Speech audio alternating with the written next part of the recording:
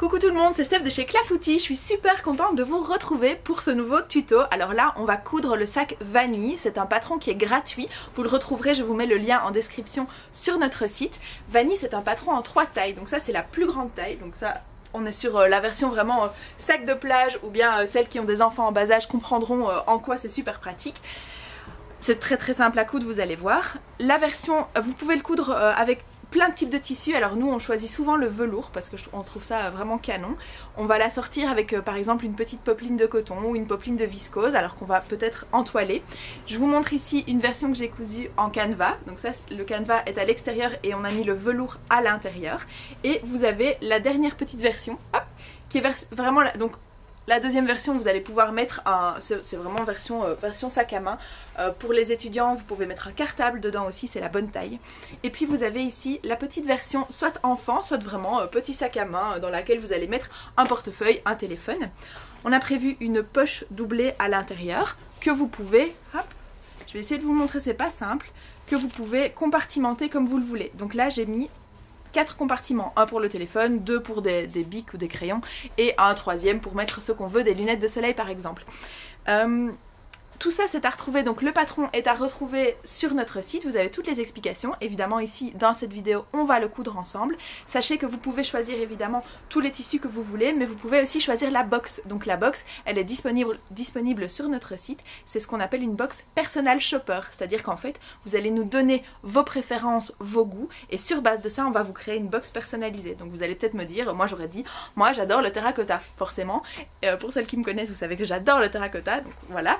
Et on partirait d'un velours terracotta par exemple, et alors on va venir assortir une petite popeline, on va vous mettre vraiment tout ce qu'il vous faut pour coudre le sac.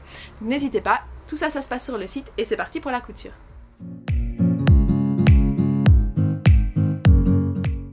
Et c'est parti. La première chose que vous allez faire, c'est que vous allez prendre votre grande pièce de doublure, d'accord? Parce que sur l'extérieur, on a un empiècement et le petit passepoil, donc on va pas s'amuser à aller thermocoller ça. On va entoiler la doublure. Alors ici j'ai choisi de la mousse sur résille non thermocollante. Sur le site sur clafoutis.com vous en avez aussi thermocollante. C'est juste deux façons différentes de la poser. Moi j'aime bien celle-ci, elle est un peu moins chère et franchement c'est très simple à utiliser.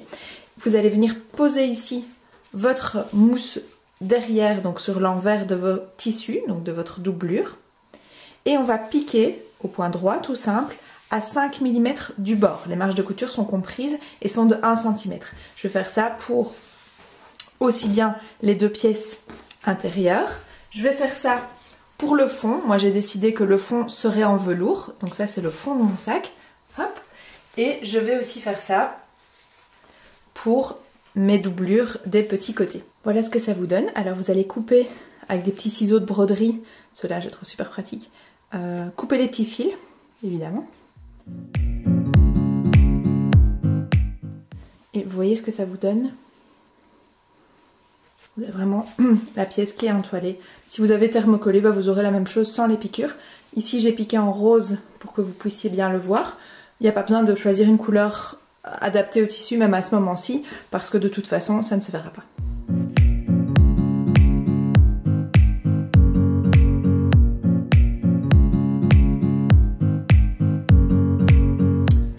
Vous allez mettre ça de côté et on va maintenant créer la poche intérieure. On va venir construire la poche. Alors ici dans le tutoriel je vous ai dit de couper une fois en tissu principal et une fois en tissu doublure. Moi j'ai envie ici de faire une poche complètement en velours, donc je vais faire ça, mais vous pourriez très bien avoir deux tissus différents, vous faites vraiment comme vous voulez. La poche c'est très simple, vous allez venir simplement poser vos tissus endroit contre endroit. Vous maintenez, pas besoin de trop maintenir, ça ne va pas bouger beaucoup. Et vous allez piquer tout autour en laissant une ouverture pour pouvoir évidemment retourner votre poche. Alors moi ce que je fais pour ne pas oublier l'ouverture, parce que ça m'arrive souvent, vous savez il suffit de penser à autre chose, c'est que voilà, je mets 2 pinces, d'accord? Ça me permet de me rappeler, ah oui là je vais laisser une ouverture. L'ouverture elle peut faire 8 cm, 10 cm, voilà. Donc vous piquez ici, hop, tout autour, au point droit. J'ai repassé ma poche, les marges de couture ont bien été repassées vers l'intérieur. Maintenant, je vais pouvoir venir la positionner sur une des doublures. Donc les doublures, évidemment, qui sont thermocollées. Ou qui sont en tout cas entoilées, si c'est pas thermocollé. Mais je vais poser ma poche au milieu. Alors après, si vous choisissez, vous qui choisissez, vous pouvez la poser plus haut, vous pouvez la poser plus bas. Moi, je trouve ça quand même plus joli de la poser au milieu. Hop. Visuellement, on n'est pas à 2 mm près, voilà. Et alors, je vais venir épingler et piquer tout autour ici, à environ 2-3 mm, hop, hop, hop, pour venir positionner ma poche. Si après, vous avez envie de la scinder, ici c'est un petit peu trop petit pour ce petit sac-là, mais si vous aviez le plus grand sac, eh bien, vous scindez où vous voulez, avec toutes les surpiqûres que vous voulez.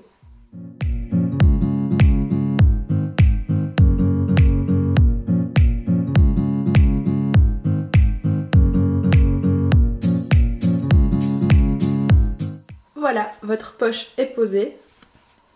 Vous pourriez faire une surpiqûre supplémentaire ici si vous vouliez. Alors, on va passer aux sangles.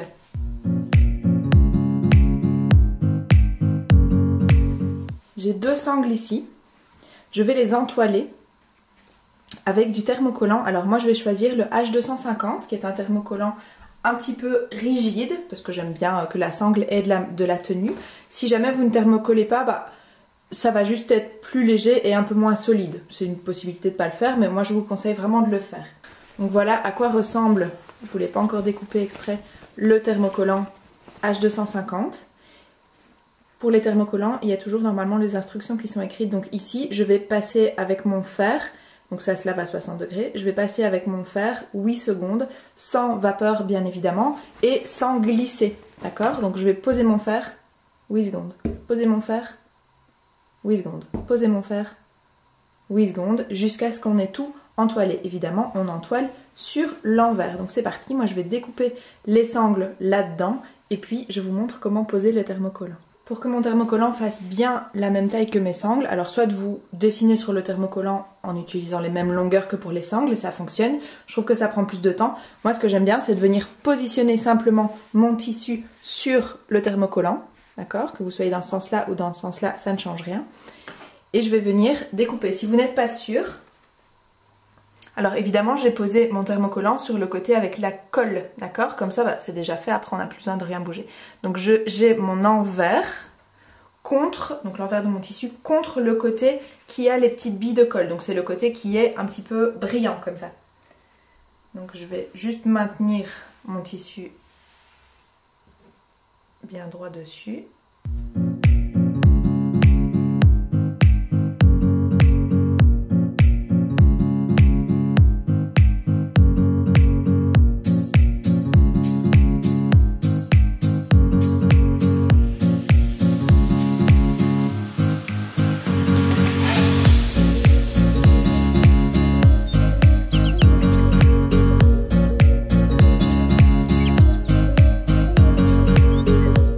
Voilà qui est fait.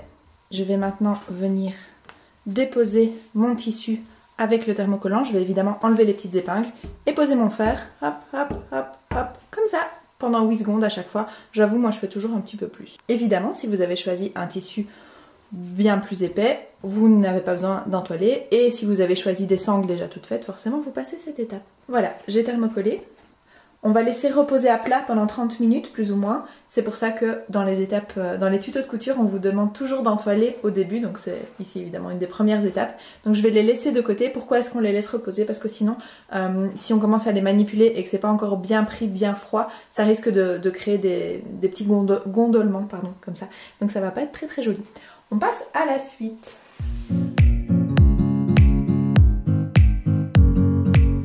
On va maintenant créer les deux grands côtés extérieurs du sac.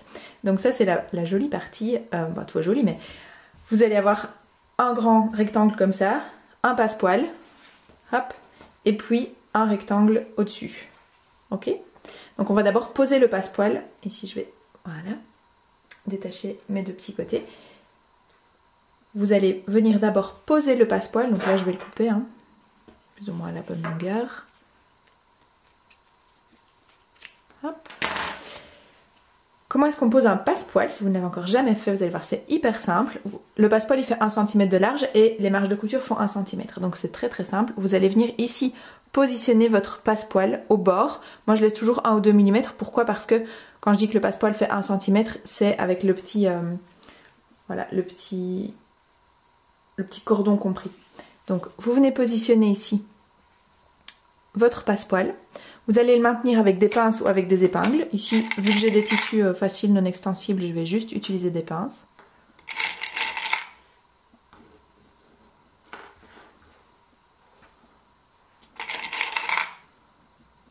Voilà. Donc vous allez venir piquer ici à 1 cm, c'est-à-dire exactement au niveau de la petite piqûre qui existe déjà et qui renferme le cordon dans le tissu. Ici, moi j'ai choisi un passepoil lurex. Il y a plein de passepoils sur notre site, des simili-cuir aussi qui sont absolument canons. Alors, à la machine, on va venir se positionner ici. Je vais vous montrer comment je fais. Vous pouvez utiliser soit un pied spécifique pour passepoil, soit vous utilisez votre pied à fermeture éclair. En fait, c'est des pieds qui vont vous permettre de venir se poser ici contre le cordon, de décaler votre aiguille vers la gauche pour pouvoir venir piquer en plein dessus et ça va être super facile. Donc soit vous avez un pied spécifique pour passepoil, soit vous ne l'avez pas et ici je vais partir du principe que vous ne l'avez pas et vous allez pouvoir le poser avec un pied fermeture éclair, donc le pied classique.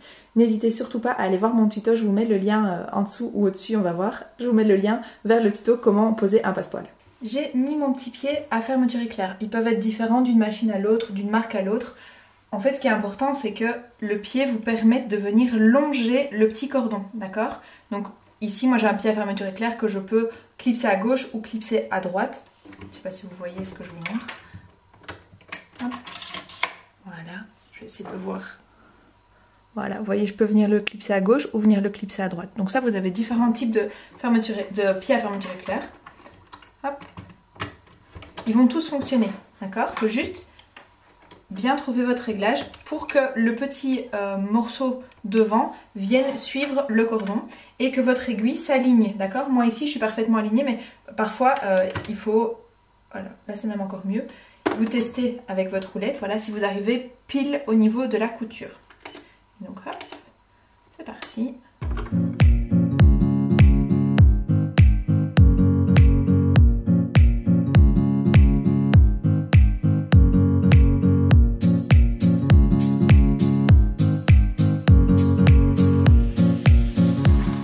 Ok, donc là votre passepoil est posé.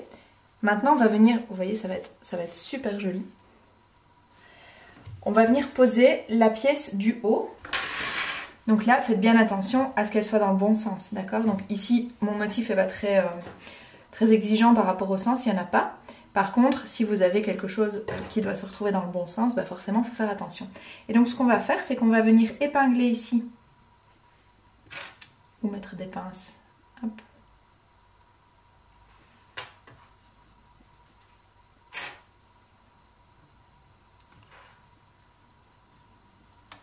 Il est important ici que les deux tissus soient bien alignés.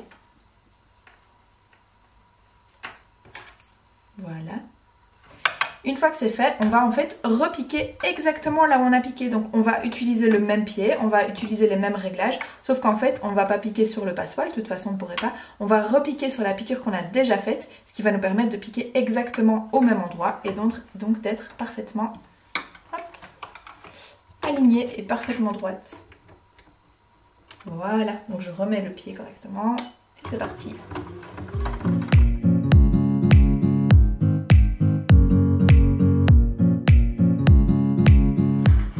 Voilà, vous voyez, j'ai piqué exactement au même endroit, ce qui veut dire que quand je vais retourner, mon passepoil sera parfaitement mis. Vous voyez que c'est super beau.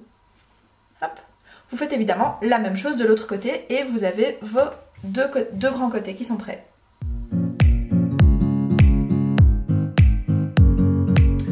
On va maintenant monter toute la doublure. Donc pour ça, vous allez reprendre vos pièces avec mousse sur rési. Vous allez prendre le fond et vous allez venir épingler, ou plutôt utiliser des pinces, ça ce sera plus facile, endroit contre endroit. Voilà. Le fond avec un des grands côtés. Faites bien attention si votre motif a un sens, d'accord? Moi je vais décider que les papillons vont vers le haut, donc, enfin après vous allez me dire ils vont dans les deux sens. Donc, mais si vous avez un sens, bah, il faut évidemment que ça monte.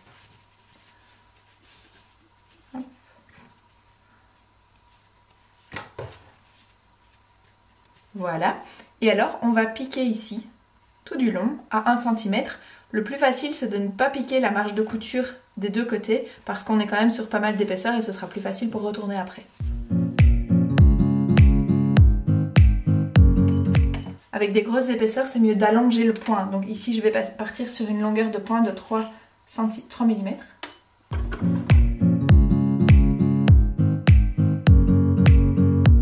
Hop, voilà.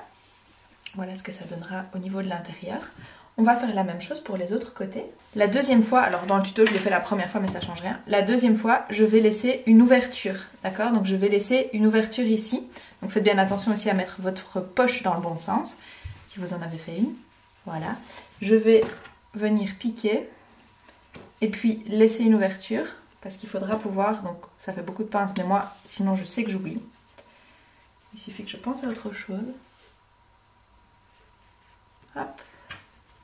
Voilà. Et là je dis à mon cerveau, il y a beaucoup trop de pinces dans ce bazar, c'est que tu dois faire quelque chose. Voilà. Et donc je vais piquer ici jusque là. Laissez une ouverture de bien 10 cm hein, parce qu'on est quand même sur quelque chose d'assez épais. Et puis on recommence.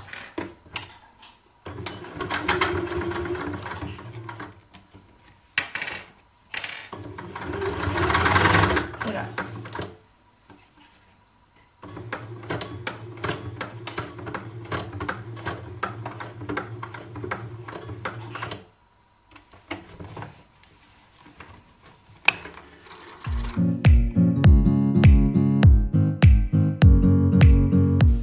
Ok, donc ici ce sera l'ouverture par laquelle on retournera le sac. Vous allez faire la même chose avec vos côtés. Alors choisissez de nouveau de les mettre dans le bon sens. Et c'est là que vous allez voir pourquoi je ne pique pas les marges de couture.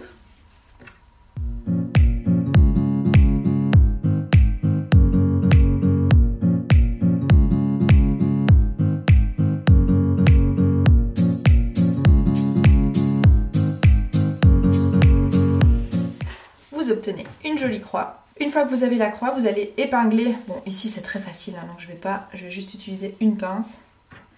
Hop, pour maintenir et on va venir piquer les côtés ensemble.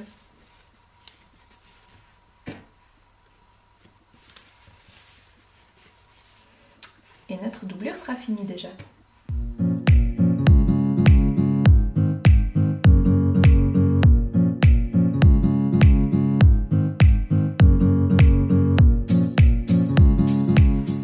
Si vous voyez bien, mais du coup ici c'est parfait. Alors là je pique la marge de couture mais pas dans le bas. Vous verrez que de toute façon ça serait compliqué à faire.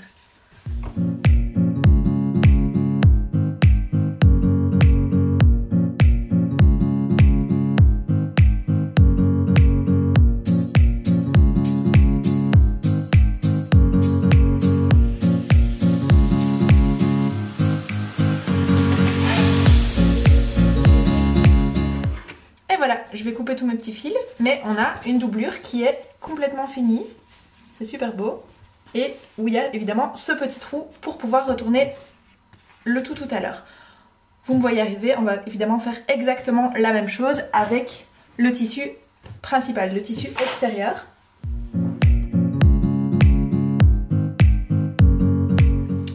Hop, hop. Donc ici j'ai le fond. Sauf qu'ici, forcément, on ne va pas laisser d'ouverture, ça ne servira à rien. Et en plus, on a envie que l'ouverture soit sur l'intérieur pour ne pas que ce soit visible, parce qu'on va devoir la refermer à la main. C'est quand même toujours un petit peu moins joli qu'à la machine. Hop, c'est parti, on fait exactement pareil.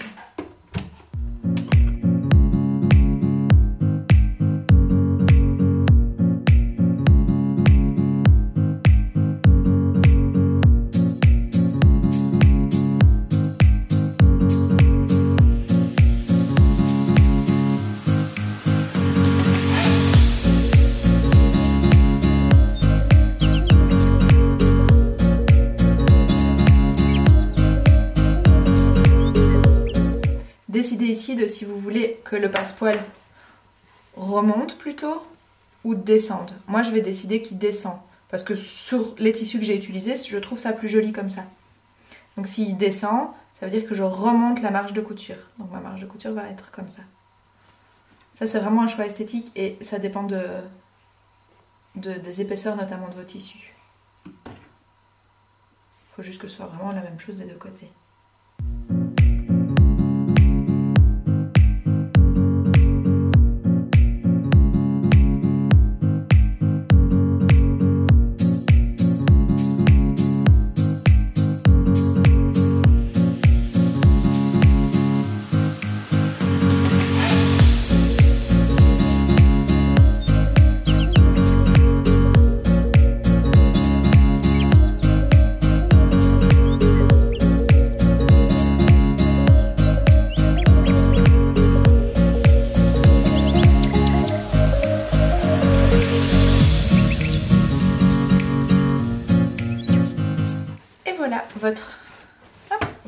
l'intérieur de sac est prêt. On va rentrer les coins, mais de toute façon on va encore devoir évidemment l'assembler à la doublure. Alors là je vais prendre 2 minutes pour enlever mes fils parce que j'en ai qui sortent de partout.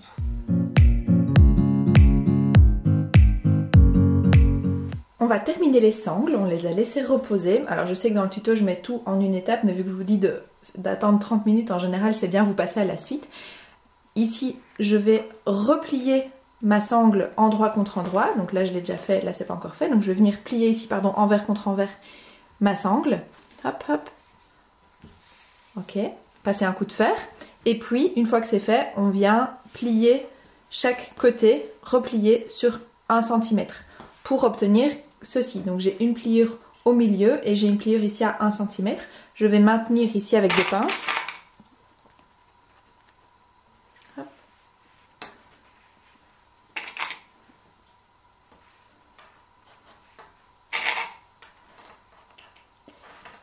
Et on va venir piquer ici à 2-3 mm avec un fil qui va évidemment avec ce tissu là. Donc là moi je vais changer mes fils pour avoir simplement notre sangle.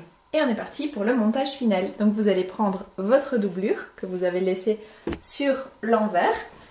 Dans le bon sens. Vous allez prendre votre tissu principal que vous allez venir positionner endroit contre endroit dans la doublure. C'est à ce moment-là que le trou qu'on a laissé dans la doublure va nous aider. Vous allez venir soit épingler, soit mettre des pinces. Ici, moi, je vais choisir les pinces. Donc, évidemment, les aux 4 angles.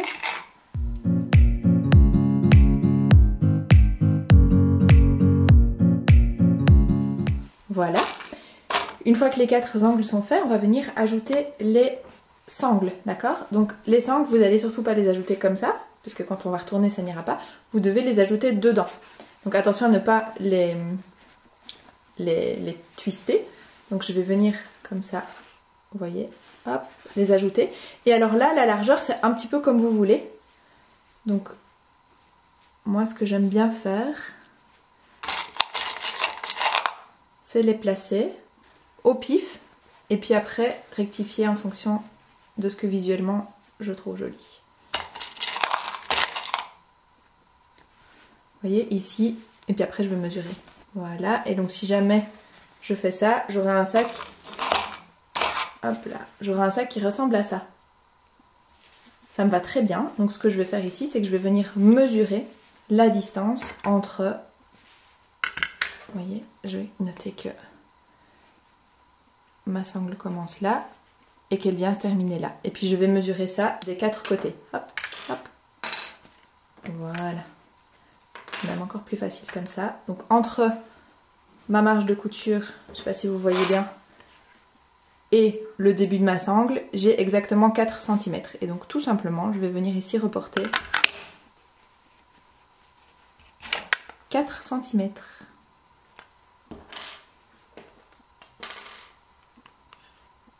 Ça, ce sera le début de ma sangle.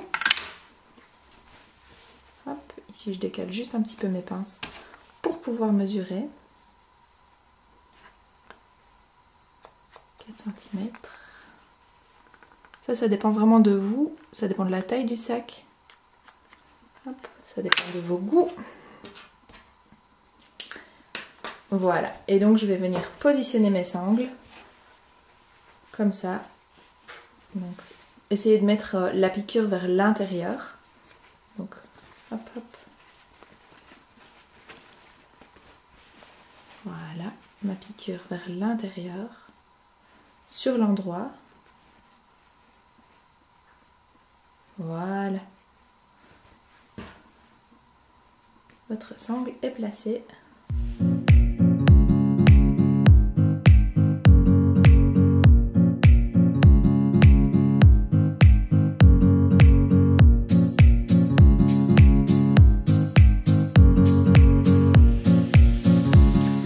On va piquer ici tout autour à 1 cm. Et puis on va pouvoir enfin retourner notre sac, on arrive à la fin. Et voilà, j'ai piqué, c'est très difficile à montrer, mais ce qui reste à faire maintenant, c'est simplement recouper les marges de couture du haut parce que ce sera vraiment beaucoup plus joli. Vous pourriez aussi, si vous avez des grosses marges de couture ici, les recouper. Hop, si vous sentez que c'est un peu trop élevé. Alors n'ayez pas peur, ici je vais aller couper dans le fil rouge qu'on voit pas bien, c'est très difficile à montrer. Mais ma piqûre maintenant c'est la deuxième, donc j'avais ici un fil à 5 mm, une piqûre à 5 mm et une à 1 cm. Maintenant celle qui compte c'est celle à 1 cm. Donc je vais recouper pour avoir une marge de couture d'environ 3 mm par rapport donc à ma deuxième piqûre. Plus facile dans l'autre sens.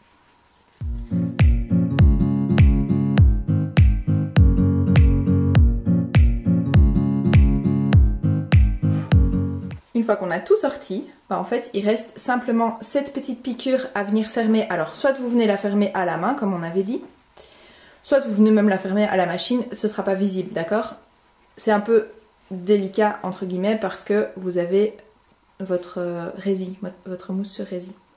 Hop, voilà. Donc soit vous venez piquer à la machine, je crois que je vais me laisser tenter. Et du coup la finition sera un peu moins jolie, soit vous piquez à la main et du coup la finition sera un peu moins rapide. À vous de choisir. Hop. Non, je vais le faire à la main parce que c'est quand même vraiment épais. Toutes les autres, on les a faites à la main.